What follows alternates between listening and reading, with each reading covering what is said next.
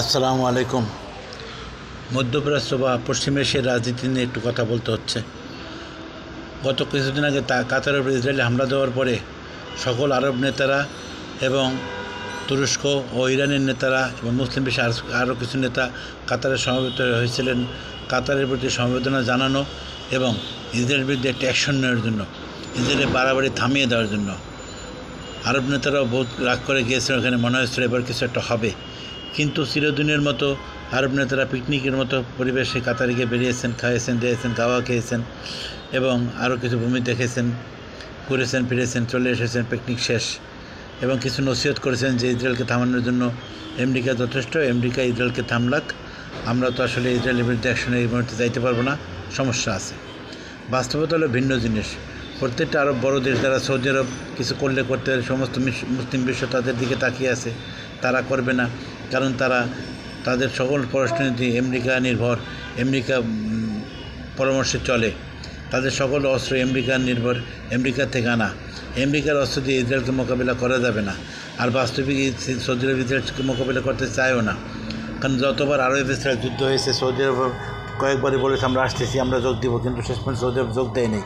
Arab Israel যুদ্ধে ক্ষতিগ্রস্ত হয়েছে মিশর, ক্ষতিগ্রস্ত হয়েছে জর্ডান, সিরিয়া, ক্ষতিগ্রস্ত হয়েছে লেবানন, কিন্তু অন্য দেশগুলি ক্ষতিগ্রস্ত তেমন একটা হয় নাই। তাই মিশর আরব ইসরায়েলের বিরুদ্ধে নামতে গেলে সবাই মিশরকে উস্কানি দেয়, কিন্তু মিশর নামতে গেলে মিশর অনেক ভাবতে হয়। জর্ডান নামতে গেলে জর্ডানকে অনেক ভাবতে হয়। লেবাননকে অনেক ভাবতে হয়। লেবানন প্রতিদিন কোনো না কোনোভাবে আক্রান্ত হচ্ছে। তাই এই আলোচনা শেষ পর্যন্ত ব্যর্থতায় পর্যবেসিত হয়। যখন আলোচনা হয় তখন ওইখানে যুক্ত ছিল আমেরিকার পররাষ্ট্রমন্ত্রী এসেছিলেন, এসে গোপনে কাতারকে বুঝিয়ে গেছেন, কাতার ঠান্ডা হয়ে গেছে। কিন্তু বিশ্ব তাকিয়েছিল সবচেয়ে শক্তিধর দেশ তুরস্কর দিকে আর ইরানের দিকে। ইরান চেয়েছিল অ্যাকশনধর্মী অ্যাক্টিভ কিছু করতে, শুধু জোট গঠন না, জোট কীভাবে হবে, কীভাবে ইসরায়েলকে মোকাবেলা করবে, ইসরায়েল হামলা দিবে না হামলা প্রত্যুত্তর করবে, সব আলোচনা। তুরস্ক শুধু হম্বিতম্বি করেছে। গত এক দশক যাবত আমরা এইটাই দেখতেছি, তুরস্কর দ্বিমুখী নীতি। সবসময় বড় বড় কথা বলে, এই করবো, হ্যান করবো, তেমন করবো, গাজার জন্য গাজার এক চুল মাটি ছাড়বো না, গাজার কোনো ক্ষতি দিব না। গাজা তো শেষ হয়ে গেছে। গাজাতে একটা বাড়ি, একটা ভবন জীবী অস্ত্র দাঁড়িয়ে নাই, সকল ভবন ধ্বংস হয়ে গেছে। ওই ধ্বংসস্তূপের নিচে পুরো আছে লাশ, আর মানুষগুলো আছে তাঁবুর মধ্যে। পৃথিবীর সবচেয়ে বড় উদ্বাস্তু শিবিরে পরিণত হয়েছে গাজা। যেই মানুষগুলি ছিল পৃথিবীর সবচেয়ে সুখে সমৃদ্ধশালী মানুষ, যারা কোরআনে বর্ণিত জৈতুনের বাগানের মালিক ছিল, যারা কোরআনে বর্ণিত 3 ফলের বাগানের মালিক ছিল, যাদের উর্বর ভূমি ছিল, সব তারা ইসরায়েলের দখল করে নিয়েছে। সেই গাজার জন্য মায়া কান্না ছাড়া তুরস্ক আর কিছু করে নেই। বর্তমানে মুসলিম বিশ্বের তুলনায় ইউরোপিয়ান শক্তিগুলি এবং ল্যাটিন আমেরিকার শক্তিগুলি ইসরায়েলের জন্য সবচেয়ে মাথা ব্যথার কারণ। তারা ইসরায়েলের বিরুদ্ধে অনেক অবরোধ দিয়েছে। খ্রিস্টান দেশ স্পেন, আয়ারল্যান্ড ইসরায়েলের বিরুদ্ধে বাণিজ্যিক অবরোধ ঘোষণা করেছে, সব ধরনের ব্যবসা বাণিজ্য বন্ধ করে দিয়েছে।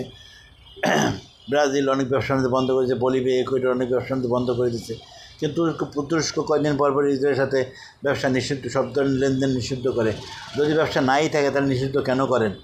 নিষিদ্ধ অর্থ হলেও তার সাথে অনেক ব্যবসা চলতেছে। এবং ইসরায়েলের যে বর্তমান জ্বালানি সংকট তৈরি হয়েছে সেটুকু তৈরি হয়েছে হুতির জন্য। ইরান প্রভাবিত হুতি ইসরায়েলের মুখে সব ধরনের জাহাজ চলাচল বন্ধ করে দিয়েছে।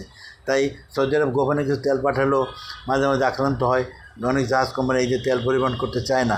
কিন্তু ইসরায়েলের অর্থনীতির সবচেয়ে বড় মেরুদণ্ড, ব্যাকবোন হিসাবে সবচেয়ে বড় যে সার্ভিসটি দিতেছে সেটা হলো আজারবাইজান থেকে ইসরায়েল তেল আনতেছে। তার সামগ্রিক চাহিদার 64%, 64% তেল আনতেছে। এই তেলটি আজারবাইজান এমনি আসতেছে না, আজারবাইজান থেকে আসতেছে একটা পাইপলাইনের মাধ্যমে। যে এই পাইপলাইনটি সম্পূর্ণরূপে আর্মেনিয়াকে পাশ কাটিয়ে সম্পূর্ণরূপে তুরস্কের উপর দিয়ে, জর্জিয়া ও তুরস্কের উপর দিয়ে এসে ইসরায়েলের তেল পৌঁছাচ্ছে। আমাদের এই ভিডিওর প্রথম দিকেই আমি একটা মানচিত্র দিয়েছি, আপনারা দেখতে পারেন তেল পাইপলাইনটা কোথায় কোথায় গিয়েছে। সেই পাইপলাইন বাকু মানে আজারবাইজান থেকে শুরু হয়েছে, আজারবাইজান রাজধানী বাকুতে শুরু হয়ে তিবলিস মানে জর্জিয়া, কেহান হলো তুরস্কের বন্দর নগরী, এইখানে এসে শেষ করেছে। এইখান থেকে বাকি তেল অনায়াসে ইসরায়েল ঢুকতেছে। অথচ এই তেল পরিবহন লাইনটি তুরস্ক যদি বন্ধ করে দেয় তাহলে ইসরায়েল চরম সংকটে পড়বে। ইসরায়েলের সমগ্র বিশ্ব মিলে যে অপরাধ যা করছে তার চেয়ে বেশি ক্ষতিগ্রস্ত হবে। কিন্তু তুরস্ক তো এই লাইনটা বন্ধ করতেছে না, সামান্য হুমকিও দিতেছে না, এই লাইনে কথাও বলতেছে না। এই লাইনের দীর্ঘ আয়তন 1768 কিলোমিটার। মোট ইসরায়েলের 64% তেল পরিবহন করে। প্রতিদিন 1 থেকে 1.5 মিলিয়ন ব্যারেল তেল পরিবহন করে। তাই বুঝতে পারেন সবাই অনায়াসে কী পরিমাণ তেলের সাপ্লাই ইসরায়েল ওইখান থেকে পাচ্ছে। যদি হুতিদের দ্বারা বা অন্য কোনোভাবে মধ্যপ্রাচ্যের তেল নাও যায়, সৌদি আরব তেল ইসরায়েল নাও দেওয়া, তো ইসরায়েল তেল সংকট হবে না কখনোই। তাই তুরস্ক যদি এই দ্বিমুখী নীতি পরিবর্তন না করে, তাহলে ইসরায়েলে তেমন কোনো ক্ষতি করা যাবে না। মুখে আমরা বড় বড় অনেক কথাই বলি, মুখে আমরা অনেকের কথা শুনি। আমরা যেমন তুরস্কের প্রেসিডেন্টকে সুলতান সুলেমান উপাধি দেই, তুরস্কের কিছু বললে আমরা খুব আশান্বিত থাকি। আসলে তুরস্ক আজ পর্যন্ত কিছু করেও নেই, করবেও না। আর একটি দেশ আর্জেন্টিনা, ইসরায়েলের সবচেয়ে বড় সমর্থক। জাতিসংঘের যে কোনো ভোটাভুটিতে যখন আমেরিকা ভোট দেয়, একমাত্র দেশ আর্জেন্টিনা ইসরায়েলের পক্ষে ভোট দেয়। অথচ আমাদের বাংলাদেশের মুসলমানরা ফুটবল খেলার সময় আর্জেন্টিনার পতাকাটা নিয়ে নিজ বাড়িতে আর্জেন্টিনার পতাকাটা নেয়, অথচ ওই সব মানুষ রাষ্ট্রের পতাকা কোনো দিন তামায় নেয়, কোনো 16 ডিসেম্বর তারা দেশীয় পতাকা টানায় না। কিন্তু বিশ্বকাপের সময় 1 মাস আর্জেন্টিনার পতাকা ছাদে উঠিয়ে রাখে। এই হলো আমাদের মুসলমানদের দ্বিচারিতা। আমি কারো ব্যক্তিগত সমালোচনা করতেছি না, আমি শুধু দুঃখ প্রকাশ করলাম, কিছু সত্য তুলে ধরলাম। আশা করি সবাই বিষয়টা বুঝবেন। সবাই ভালো থাকেন। ভালো লাগলে, রিপোর্টটি ভালো লাগলে আমার চ্যানেলটা সাবস্ক্রাইব করেন যদি অসুবিধা না হয়। আসসালামু আলাইকুম।